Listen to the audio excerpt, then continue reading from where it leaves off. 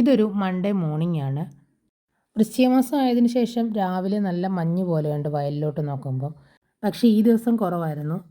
വീട്ടിൽ വന്നു കഴിഞ്ഞാൽ എനിക്കിതുപോലെ രാവിലെ എഴുന്നേറ്റ് കുറച്ച് സമയം മുറ്റത്തൊക്കെ ഒന്ന് നടക്കുകയും വെളിയിലോട്ടൊക്കെ നോക്കി കുറച്ച് സമയം നിൽക്കുകയൊക്കെ ചെയ്യാൻ ഭയങ്കര ഇഷ്ടമാണ്. നടപ്പും വെയിലുകൊള്ളും ഒക്കെ കഴിഞ്ഞിട്ട് ഞാൻ വീട്ടിലേക്ക് കൊണ്ടുപോകാൻ വേണ്ടിയിട്ട് കുറച്ച് മണി പ്ലാന്റും എടുത്തിട്ടുണ്ടായിരുന്നു.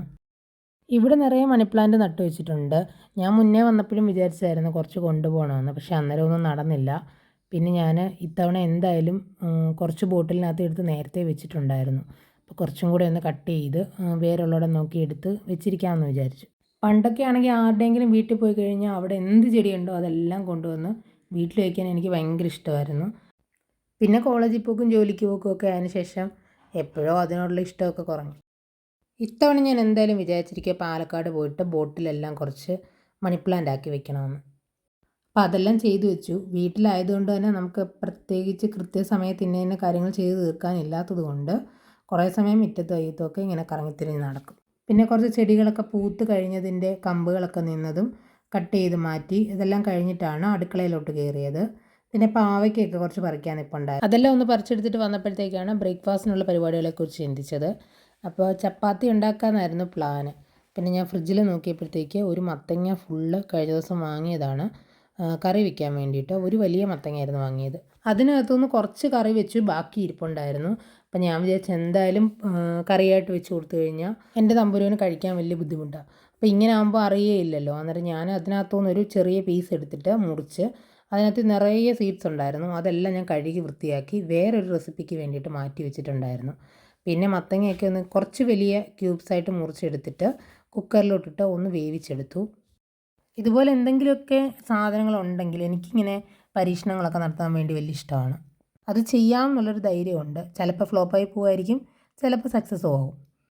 മത്തങ്ങയൊക്കെ വെന്ത് വരുന്ന സമയത്തേക്ക് ഞാൻ മുട്ട പുഴുങ്ങാൻ വേണ്ടി വെച്ചിട്ടുണ്ട്. രാവിലെ ഒരു മുട്ട പുഴുങ്ങിയതും കഴിക്കും. പിന്നെ നമ്മുടെ മത്തങ്ങയുടെ അരിയൊക്കെ ഒന്ന് മാറ്റിയെടുത്തു. അതിനകത്ത് ഫ്ലഷൊക്കെ ഇരിക്കുന്നത് നല്ലോണം വാഷ് ചെയ്തെടുത്തിട്ട് അതിൻ്റെ സീഡ് മാത്രം ഞാൻ ഉണക്കിയെടുത്തിട്ടുണ്ട്. ഇതുകൊണ്ടൊരു റെസിപ്പി ഞാൻ പ്ലാൻ ചെയ്ത് വെച്ചിട്ടുണ്ട്. അപ്പോൾ ഇതുപോലെ പുതിയ പുതിയ ഐഡിയയൊക്കെ വരുമ്പോഴാണല്ലോ നമുക്കിത് ഉണ്ടാക്കി നോക്കാം. നന്നായിരിക്കുമോ ഇല്ലെന്നൊന്നും അറിയത്തില്ല. ഇതൊക്കെ ഒരു പരീക്ഷണമാണല്ലോ. അപ്പോൾ അങ്ങനെ വെച്ചിരിക്കുകയാണ്. ട്രൈ ചെയ്ത് നോക്കാമെന്ന് വിചാരിച്ചിട്ട്. പംകിൻ സീഡെല്ലാം ഉണക്കാൻ വേണ്ടി വെയിലത്ത് വെച്ചിട്ട് ഞാൻ ചപ്പാത്തിയുടെ മാവും കൂടെ കുഴയ്ക്കാൻ വേണ്ടി എടുത്തു വെച്ചു.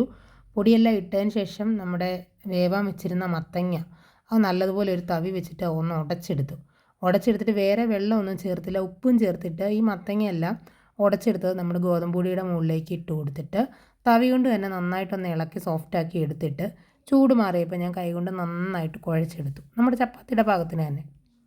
നല്ലൊരു ഡയറ്റൊക്കെ ഫോളോ ചെയ്യാമെന്നുള്ളൊരു തീരുമാനം എടുത്തത് കൊണ്ട് ഞാൻ രാവിലെ ഒരു ഗ്ലാസ് ജീരകവെള്ളം കൂടെ കുടിക്കുന്നുണ്ട്. ഡയറ്റ് ഫോളോ ചെയ്യണമെന്നൊക്കെ വിചാരിച്ചാലും എല്ലാം ഒന്നും കൃത്യമായിട്ട് എനിക്കങ്ങനെ മൊത്തം ഹെൽത്തി ആയിട്ടുള്ള സാധനങ്ങളെ കഴിക്കൂ എന്നൊക്കെ തീരുമാനിച്ചാൽ പോലും എന്നെക്കൊണ്ട് അങ്ങനെ പറ്റത്തില്ല. ചായയൊക്കെ ഇനി കുടിക്കുകയില്ല, അവോയ്ഡ് ചെയ്യണമെന്ന് ഞാൻ പലപ്പോഴും വിചാരിക്കും. പക്ഷേ എപ്പോഴെങ്കിലും എനിക്കൊരു ചായ കുടിച്ചില്ലെങ്കിൽ ഒരു സമാധാനമില്ല. അപ്പോൾ അതുകൊണ്ട് എൻ്റെ ഡയറ്റ് അത്ര ഭയങ്കര പെർഫെക്റ്റ് ആണോ എന്ന് ചോദിച്ചു കഴിഞ്ഞാൽ അല്ല. പറ്റുന്ന പോലെയൊക്കെ ട്രൈ ചെയ്യും. ഇടയ്ക്ക് വെച്ചിട്ട് അൺഹെൽത്തി ആയിട്ടുള്ള സാധനങ്ങളൊക്കെ വരും. പിന്നെ അതിനെ കൺട്രോൾ ചെയ്യാൻ വേണ്ടി നോക്കും, അത്രേ ഉള്ളൂ. ഈ പംകിൻ ചപ്പാത്തി ഉണ്ടാക്കിയപ്പോൾ ഞാൻ വിചാരിച്ചായിരുന്നു ഇതുകൊണ്ട് തന്നെ ഒരു കറിയും വെക്കണമെന്ന്. പക്ഷേ എനിക്ക് രാവിലെ ഒരു സ്ഥലം വരെ പോകേണ്ടത് കൊണ്ട് അതിനുള്ള സമയമില്ലായിരുന്നു. അതുകൊണ്ട് ചപ്പാത്തി നന്നായിട്ട് നല്ല സോഫ്റ്റായിട്ട് തന്നെ കിട്ടി ചപ്പാത്തിയെ. ചെറിയൊരു ചൂടോടുകൂടിയായിരുന്നല്ലോ നമ്മുടെ പംകിനൊക്കെ ഉടച്ച് ചേർത്ത് കൊടുത്തത്. അപ്പം മാവ് നല്ല സോഫ്റ്റായി. കുറച്ച് നെയ്യും കൂടെ ഒഴിച്ച് കൊടുത്തായിരുന്നു. അതുകൊണ്ടാണ് ഞാൻ പറഞ്ഞത് എനിക്ക് അത്ര സ്ട്രിക്റ്റ് ആയിട്ടുള്ളൊരു റുട്ടീനൊന്നും ഫോളോ ചെയ്യാൻ പറ്റത്തില്ല. ചപ്പാത്തിയൊക്കെ ഉണ്ടാക്കുമ്പോൾ തന്നെ വെളിച്ചെണ്ണ ചേർക്കാത്തൊരു ചപ്പാത്തിയെക്കുറിച്ച് എനിക്ക് ചിന്തിക്കാൻ പോലും പറ്റത്തില്ല. അപ്പോൾ 2 ചപ്പാത്തിയും ഒരു മുട്ട പുഴുങ്ങിയത് നടുവിലൂടെ മുറിച്ചെടുത്തിട്ടുണ്ട്.